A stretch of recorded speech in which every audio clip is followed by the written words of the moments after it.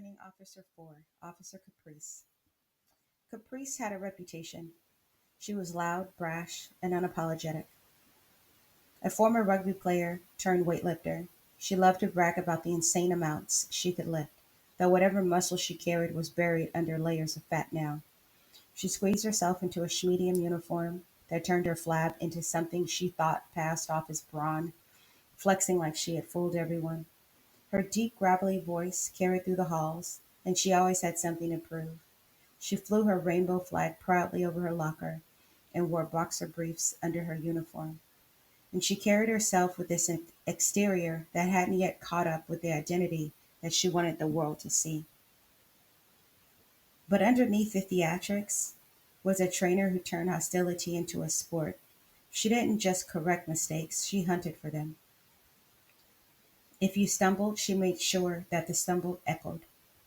With Caprice, it was never about the job, it was about the power and control and breaking you down. She was the hall, she was the wall at the end of my hallway, the one trainer who didn't just test me, but she threatened to end me. She was tight with the RTOs from the previous department, also, just like Chan, and which meant that the story that was already in her head could never be changed. And after that, going through Paul, going through Chan, I already knew how bad this could get. Caprice didn't disappoint. She worked me hard. Not in a way that taught me anything. She had me hopping out of the car to snatch and detain people left and right, just like Paul. No questions asked. If they run, you run. That was her only rule. But she picked and chose who. She used to like to emasculate men a lot and use big words on people that she thought were ignorant and uneducated. One day we rolled past a known drug hangout. I pulled the car up to the curb, and as I was putting it in park, just like clockwork, the loiterers scattered. My trauma and my conditioning kicked in. I was out of the car before I even realized it, broadcasting over the radio that I had one in foot pursuit, a black male loitering in a known drug area holding his waistband.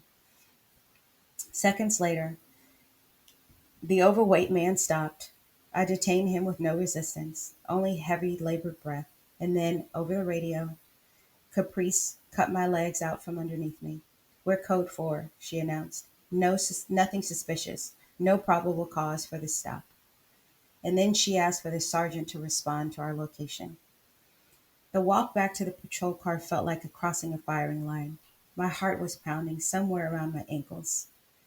It was an overlap day, meaning that two teams were on the street.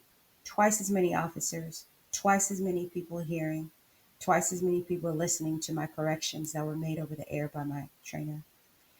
I decided to finish what I had started. I asked the man if he had any guns, knives, drugs, or anything sharp that could poke me. He looked me dead in my eyes, still gasping for air, and said, "Fuck you, Fox. You know I do. That's the only reason why you're fucking with me." Turns out he did. 7 baggies of crack, 10 bags of marijuana, and 3 sherms, which is weed dipped in formaldehyde.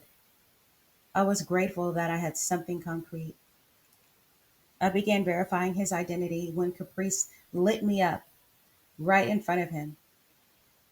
She said, "You really fucked up now. This detention is unlawful. Take him out of the cuffs. Now." Then she asked the man if he wanted to file a complaint against me. I shut my mouth. I said nothing until the supervisor arrived. He pulled me aside and said, "What do you have?" I laid it out clean. "This is a known drug area. The signage was visible, with no obstruction. The gun arrest that I made the week earlier was right here, and the fact that the suspect ran from me, and that I found drugs in his pocket. I thought I had reasonable suspicion to detain him, sir." The sergeant glanced over at Caprice. "Why did she say you had nothing?" "I'm not sure," I said, "but she's about to let him go." The sergeant shook his head, walked over to her, and then loud enough for everyone to hear told me, "Come on, don't stand there. Come get your perp." I went back to the suspect. I walked on the other side of Caprice, grabbed his wrist, and said, "You're under arrest." The sergeant said, "She's going to cuff you and take you to the station." The man looked confused. "What the fuck about the complaint I'm supposed to file?" Everybody ignored him. I collected the drugs, placed them in my trunk, glanced at her. She was red as a strawberry, eyes narrowing into blades as the sergeant was admonishing her publicly. We still had 2 weeks left together. At the end of the month, she recommended remediation and requested that she remain my trainer. She wanted more time with me. I felt disgusted, devastated, and very aware that my future in this department was hanging by a thread. This is no longer about man. This is spiritual warfare. My mind was playing the negative self doubt and self talk on repeat. So I took my pain, my questions, and my disbelief and locked them away. I walked into the fourth phase of training with a heavy heart, but a strong shell, and the knowledge that my education in death and survival had only just begun. Chapter 5. From Medieval Torture to Teaching. After weeks under these three trainers, I had learned everything about surviving the hostility. Each trainer pushed me to the edge, and the lessons were brutal, sometimes humiliating, often terrifying.